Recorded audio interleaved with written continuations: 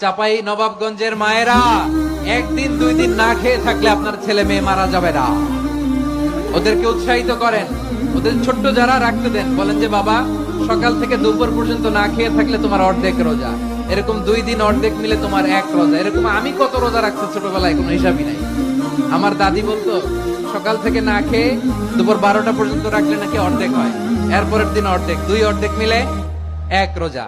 এটা তো আসলে রোজা হয় না, কিন্তু তাকে উৎসাহ দেয়া। ইফতার প্রোগ্রাম গুলোতে নিবেন আমাদের বাচ্চাদেরকে, দেখবেন যে ওর ক্ষুধা লাগতেছে, খায় না, কারণ কেউ খায় না। একজন আজান দিচ্ছে, সবাই খেজুর নিয়ে ইফতার করতেছে। এই দৃশ্য, এই ট্রেডিশন, এই ইবাদত, এই তারবিয়া ওর আগামীর জীবনটাকে সুন্দর করবে। চিল্লায় বলেন ঠিক কি না?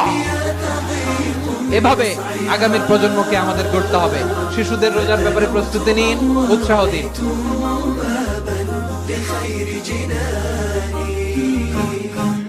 قرآن